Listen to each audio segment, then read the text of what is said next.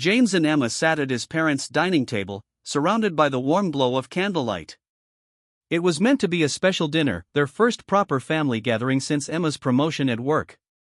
James's mother Olivia had prepared a roast with all the trimmings, and his father Robert kept refilling wine glasses with cheerful determination. The tension had been building for weeks.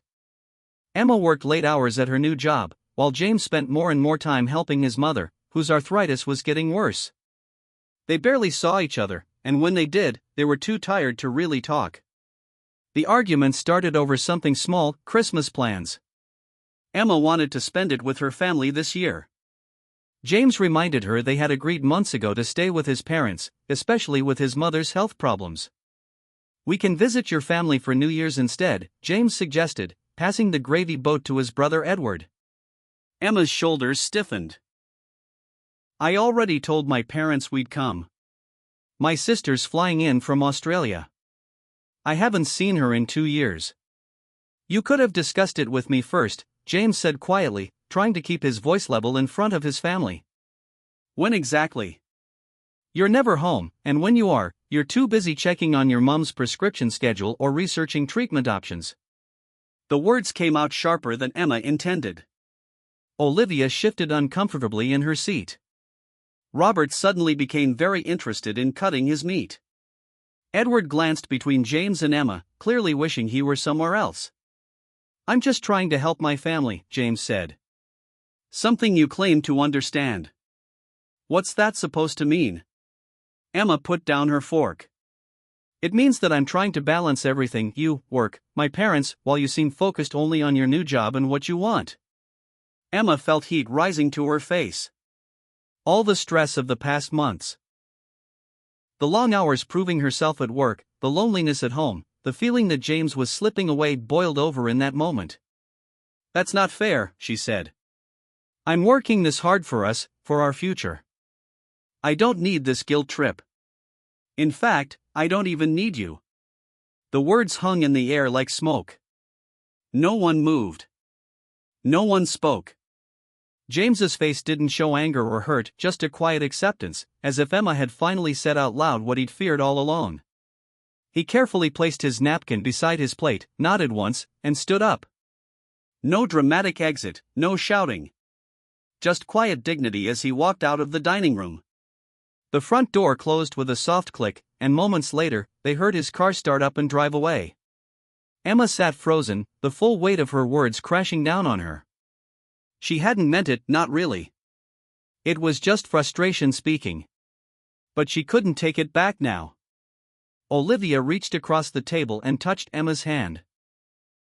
"He'll be back," she said, but worry clouded her eyes. "He just needs some time." "I didn't mean it," Emma whispered, her appetite gone. "I was just angry." "We all say things we don't mean sometimes," Robert offered kindly, though his expression showed concern for his son. Edward didn't say anything, but his gaze made Emma feel even worse. There was no judgment there, just sadness. They tried to continue with dinner, but the empty chair seemed to grow larger with each passing minute. Emma checked her phone repeatedly, hoping for a text from James. Nothing came. By the time they finished eating, Emma had called him 3 times. Each call went straight to voicemail. "Perhaps give him some space tonight," Olivia suggested as Emma helped clear the dishes.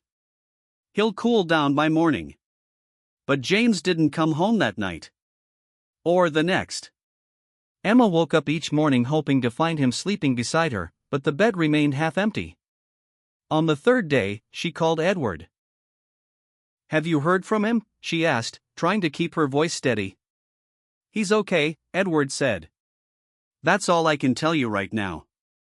"Please, Edward. I need to talk to him. I need to explain." "He needs time, Emma. And honestly, maybe you do too." Emma hung up and looked around their flat. James's keys weren't on the hook by the door. His wallet wasn't on the dresser. But his clothes still hung in the closet, his books still lined the shelves, his toothbrush still stood in the bathroom. It was as if he had stepped out for a moment but intended to return. She just didn't know when. As Emma curled up on the sofa that night, hugging his sweater close to her chest, she realized with absolute clarity that those 5 words had been the biggest lie she'd ever told. She did need him. More than she had ever allowed herself to admit. The first week after James left, Emma filled their flat with noise to drown out the silence. She played music while cooking meals for one, left the television on day and night, and called friends to chat about nothing important. She was angry, not at James, though she pretended she was, but at herself. "He'll call when he's ready," her friend Lucy said over coffee. Men need to cool down sometimes. But Emma knew this was different. The look in James's eyes when she'd said those words, "I don't even need you," wasn't anger. It was recognition, as if she had finally confirmed something he had suspected all along.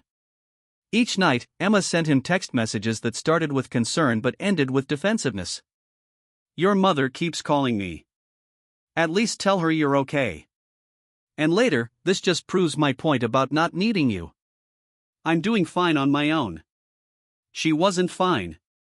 The flat felt wrong without his quiet morning routine, the smell of the coffee he brewed, the sound of him humming while he showered. Emma found herself waiting for doors to open that stayed shut. By the second week, anger gave way to worry. She called Edward daily, but he shared little. "He's safe. He's thinking. That's all I can tell you." "Is he with you?" she asked. "No, Emma. Please trust that he needs this time." Emma tried calling James's work, only to learn he had taken a leave of absence. When she drove by his parents' house, his car wasn't there. Olivia invited her in for tea but wouldn't say where her son had gone. "He made me promise," Olivia said, patting Emma's hand. "But he's not running away from you. He's trying to find himself." "I don't understand what that means," Emma said, frustration creeping into her voice. "Sometimes," Olivia said carefully, "we get lost in relationships. We forget who we are outside of them. I think that's what happened to James. He gave so much to everyone, to you, to me with my health problems, to his work, that he lost himself somewhere along the way." Emma returned home and stood in their bedroom doorway. James's side of the bed remained neatly made, untouched since he left. His reading glasses still sat on the nightstand. His favorite jumper hung on the back of the chair. She picked it up and pressed it to her face, breathing in his scent. That night, she didn't text him angry messages. Instead, she wrote in a journal, trying to understand what had brought them to this point. She had always prided herself on her independence. Before James, she had lived alone, traveled alone, made decisions alone. When they met, she'd made it clear she wasn't looking for someone to complete her. "I'm already complete," she had told him on their third date. "I just want someone to share my life with." James had smiled. "That's exactly what I want too." But somewhere along the way, Emma had built walls to protect that independence. Each time James tried to help, she pushed back. Each time he offered support, she insisted she could manage alone. It wasn't that she didn't need him. It was that she was terrified of needing anyone. By the third week, Emma stopped pretending. The flat felt hollow without him. She found herself talking out loud as if he were there, turning to share thoughts with an empty space. She missed the weight of his arm around her shoulders, the sound of his laugh, the way he looked at her when she spoke as if every word mattered. On a Thursday evening, Emma sat on their sofa surrounded by photo albums. There they were on their first holiday to Cornwall, windswept and laughing. There was James teaching her to make his grandmother's apple pie, flour dusting his nose. There they were dancing at his sister's wedding, his eyes never leaving her face. When had she started taking him for granted? When had she begun to see his love as something that might trap her rather than free her? The doorbell rang, startling Emma. Her heart leapt, maybe James had finally come home. She rushed to answer it, but found Edward standing there instead. "Can I come in?" he asked gently. Emma nodded, unable to hide her disappointment. "He's at the lake cottage," Edward said once they were seated. "Has been since he left." The lake cottage. A small place James's grandfather had built, 2 hours away. They had spent a perfect weekend there when they first started dating. James had talked about renovating it someday, making it their weekend retreat. Why are you telling me now? Emma asked. Because he called me yesterday. He asked about you. Edward hesitated. He misses you, Emma. He's just not sure where he fits in your life anymore. I've been so stupid, Emma whispered, tears forming in her eyes. I pushed him away because I was scared of how much I care about him. Edward smiled sadly. Maybe it's time you told him that. That night, Emma packed a small bag and wrote a letter, everything she had realized, everything she needed to say. Tomorrow she would drive to the lake cottage. Tomorrow she would find James. She just hoped she wasn't too late. The Emma drove with the windows down, despite the autumn chill. The fresh air helped calm her nerves as the city fell away and country lanes unfolded before her. She had memorized the route to the lake cottage, though they had only visited twice before. The small wooden structure came into view around mid-afternoon. It stood beside the lake, weathered gray wood contrasting with new glass windows James had installed last summer. His car was parked to the side, confirming Edward's information. He was here. Emma sat in her car for 10 minutes, gathering courage. The letter she had written lay on the passenger seat, 4 pages of her heart poured onto paper. She had practiced what to say 100 times on the drive, but now all her prepared words seemed hollow. Finally, she stepped out and walked toward the cottage. Before she reached the door, movement caught her eye. James sat on the small dock, his back to her, throwing pebbles into the water. The familiar shape of his shoulders made her heart ache. Emma walked quietly toward him. The wooden planks of the dock creaked under her feet, but James didn't turn around. I wondered when you'd come, he said softly, still looking at the lake. Emma stopped a few feet behind him. How did you know I would? Edward isn't very good at keeping secrets.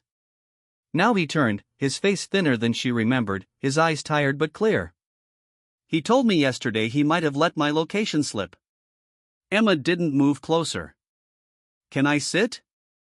James nodded, shifting slightly to make room beside him. They sat there, feet dangling above the water, not touching. The silence stretched between them, filled with all the things they hadn't said to each other for months. I've started therapy, Emma said finally. It wasn't what she had planned to say first, but it felt right. Weekly sessions with a woman named Mary. James looked surprised. You always said therapy was a waste of time. I was wrong. About that and many other things. Emma stared at the water, watching light dance across its surface. I've learned more about myself in 3 weeks than in the last 30 years. Like what? James's voice was cautious, as if afraid to hope. Emma took a deep breath. Like how I push people away when they get too close. How I mistake needing someone for weakness. How I've spent my whole life terrified of ending up like my parents. James knew about Emma's childhood, her father leaving when she was 8, her mother falling apart afterward. Emma had practically raised herself and her younger brother. Mary helped me see that I've been fighting the wrong battle, Emma continued. I've been so focused on never depending on anyone that I built walls even against you. Especially against you. Because I got too close, James said quietly. Emma nodded, tears forming in her eyes. When I said I didn't need you, it was because I was terrified by how much I actually do. Not in a helpless way. Not in a can't live without you way. But in a my life is better with you in it way. A lone tear slid down her cheek. She didn't wipe it away. I need you to know that I'm sorry. Not just for those words at dinner, but for all the times I pushed you away when you were trying to be close to me. For making you feel like your love was unwelcome. James was silent for a long moment, tossing another pebble into the lake. I came here to think, he finally said. About us. About what I want. These past weeks have been clarifying. Emma's heart sank. What did you decide? That I need to be with someone who isn't afraid to need me back. He turned to face her fully. I love you, Emma. I have from the start. But love isn't enough if there's no trust, no vulnerability. I know, Emma whispered. I've been afraid to be vulnerable my whole life. And now? Emma reached into her pocket and pulled out a small wooden box. James recognized it immediately, his gift to her on their first anniversary. She opened it, revealing the compass inside. "You gave me this and said it was for when we lose our way," she said. "I got lost, James. I lost sight of what matters. But I'm finding my way back, if you'll let me." James gently took the compass, running his thumb over the inscription. "Are you sure? Because I can't go back to how things were." "I don't want to go back," Emma said firmly. "I want to go forward. Together. I want to build something new, something honest, where I don't hide my feelings or push you away when I'm scared." James looked at her, really looked at her, searching her eyes for truth. What he saw there made him reach out slowly and take her hand. "It won't be easy," he warned. "We both need to change some things." "I know," Emma agreed. "I'm willing to do the work. I've already started." They sat together as the sun began to set, casting golden light across the lake. They didn't have all the answers. They hadn't solved everything. But as James's thumb gently stroked Emma's palm, they both felt something they had missed for too long: hope. The E&D James made tea in the cottage's small kitchen while Emma explored the changes he'd made during his weeks away. New curtains hung in the windows. A bookshelf stood where an old cabinet had been. Papers covered the dining table, sketches and plans for renovations. "You've been busy," Emma said, picking up a drawing of an expanded deck overlooking the lake. "It helped me think," James replied, bringing 2 steaming mugs to the table. "Working with my hands always does." They sat across from each other, the familiarity of sharing tea bringing comfort even as uncertainty still hung between them. "Will you come home?" Emma asked, then quickly added, "You don't have to answer now. I miss you." James wrapped his hands around his mug. "I miss you too. That's never been the problem." "I know," Emma said quietly. "The problem is that I made you feel unwanted. Not just unwanted. Unnecessary." James looked up at her. "Do you remember what you said when we first met? You told me you weren't looking for your other half because you were already whole." Emma nodded. "I meant it. I know. And I love that about you. Your independence, your strength." James sighed. "But somewhere along the way, it felt like you didn't just not need me, you didn't want to need me. Every time I tried to help or support you, you pushed back twice as hard." Emma thought about this. Her therapist Mary had said something similar. "I think I confused needing with weakness," she admitted. "My mother fell apart when my father left. She needed him so much she couldn't function without him. I promised myself I'd never be like that." "There's a big difference between unhealthy dependence and letting someone be your partner," James said gently. They talked as afternoon turned to evening. James described how he'd felt in recent months, like he was constantly reaching for someone who was stepping back. Emma explained her fears of being vulnerable, of loving too much, of losing herself. When darkness fell, James lit the fireplace. They moved to the sofa, still keeping a careful distance between them. "I brought clothes," Emma said hesitantly. "I thought maybe I could stay the weekend? We could talk more. If you want me to." James studied her face in the firelight. "What about work?" "I took time off. First time I've used holiday days in 2 years." Emma smiled weakly. "My boss nearly fell over from shock." James laughed, a small sound, but real. Emma had missed that laugh. "I think that would be good," he said. "We have more to talk about." That night, Emma slept in the cottage's small guest room while James took the main bedroom. The separation felt right, a recognition that they were rebuilding, not simply picking up where they left off. The next morning, they walked along the lake shore. Autumn had turned the trees golden and red, their reflections making the water look like it was on fire. "I have something to show you," James said, leading Emma up a small hill overlooking the cottage. At the top stood a half-finished bench, clearly built by hand. "You made this?" Emma asked, running her fingers over the smooth wood.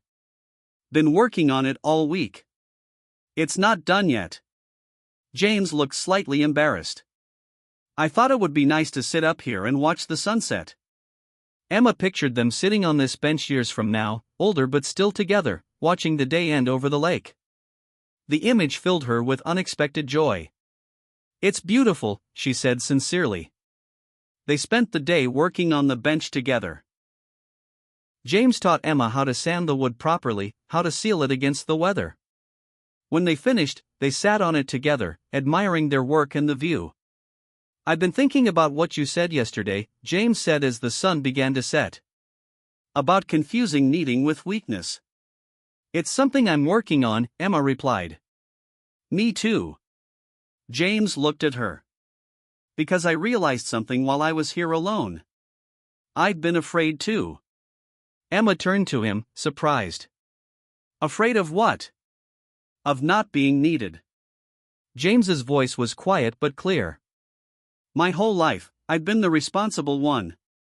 My parents counted on me. My sister looked up to me. My friends came to me with problems.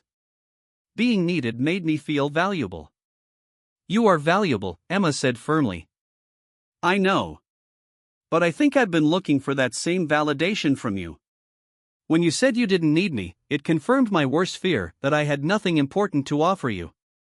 Emma reached for his hand. That's not true. You offer me so much, James.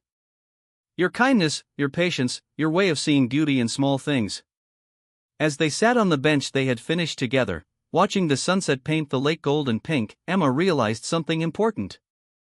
They were both afraid, she of needing too much, he of not being needed at all. But maybe their fears could balance each other, if they were honest about them. What if, she said slowly, we stopped being afraid of needing each other? What if we just accepted it as part of loving someone? James squeezed her hand. I think that's called growth. As darkness fell, they walked back to the cottage, shoulders touching, not everything resolved but something new beginning between them. The Emma and James returned to London on Sunday afternoon. The drive back was different from the journey out. They talked easily, planning a schedule for couples counseling, discussing changes they both wanted to make. When they pulled up outside their flat, Emma felt nervous again. It feels strange, she admitted as James carried their bags inside. Coming back together. Like starting over, James agreed, looking around the space they had shared for 3 years. That evening, they cooked dinner together.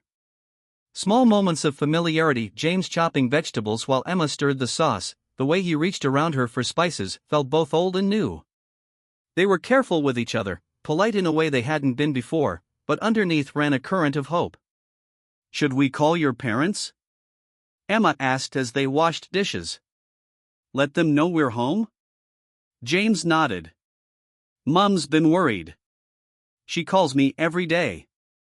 When they video called Olivia and Robert, the relief on their faces was clear. Are you coming for Sunday lunch next week? Olivia asked hopefully. Emma and James exchanged glances. We'll be there, James said. All of us. That night, they slept in the same bed for the first time in weeks, maintaining a small space between them. James fell asleep quickly, but Emma lay awake, watching the rise and fall of his chest, wondering at the fragile new thing they were building. The next day brought reality back. Emma returned to work. James had a doctor's appointment with his mother. Normal life resumed, but with new awareness on both sides. When Emma worked late, she called to let James know. When James spent the evening with his parents, he brought home dessert for Emma and told her stories about his day. Their first couples counseling session was on Thursday with Dr. Thomas, a calm man with kind eyes and direct questions. Tell me why you're here, he said after introductions. I said something terrible, Emma began. I told James the first didn't need him, in front of his whole family. And then I left for 3 weeks, James added. Dr. Thomas nodded. And now? Now we want to fix things, Emma said. Make them better than before. Different, James corrected gently. Not just fixing what was broken, but building something new. Dr. Thomas smiled. That's a good goal. Let's talk about communication patterns. How do you tell each other what you need? The session was hard but clarifying. They left with homework. Each had to write down 3 things they needed from the other, and 3 things they thought the other needed from them. On Sunday, they returned to James's parents' house for lunch. Emma felt sick with nerves as they parked outside. They don't hate you, James assured her, squeezing her hand. They understand relationships are complicated. Edward opened the door before they could knock, pulling Emma into a surprise hug. About time, he whispered in her ear. He's been miserable without you. Inside, Olivia was busy in the kitchen. She paused when she saw Emma, then opened her arms. Emma stepped into the embrace, feeling tears prick her eyes. I'm sorry, she whispered. No more apologies, Olivia said firmly. We're family. Families forgive. Robert was more reserved but patted Emma's shoulder with clear affection. As they gathered around the dining table, the same table where those 5 words had shattered everything weeks ago, Emma felt a strange sense of completion. The circle had closed, they were back where they started but completely different. During dessert, James cleared his throat. We have some news, he said, looking at Emma for confirmation. She nodded. We've decided to renovate the lake cottage properly. Make it our weekend place. That's wonderful, Olivia beamed. Your grandfather would be so pleased, James. There's more, Emma added. We're going to take a proper holiday. 2 weeks in Cornwall this summer. Both of us, no work emails allowed. Edward laughed. Who are you and what have you done with my workaholic almost sister-in-law? Emma smiled. I'm learning there are more important things than staying late at the office. After lunch, as James helped his father in the garden, Olivia pulled Emma aside. I want you to know, she said, that I understand how hard it can be. Opening yourself up to needing someone.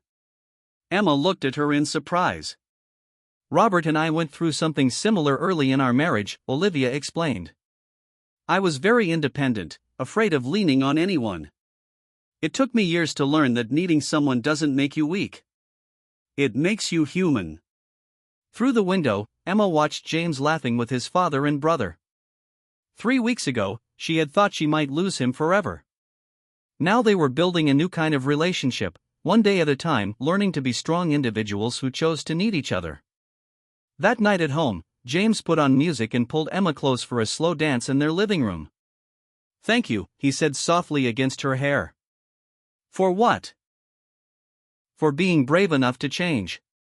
To try again. Emma rested her head on his shoulder, feeling his heartbeat against her cheek. I do need you, James, she whispered.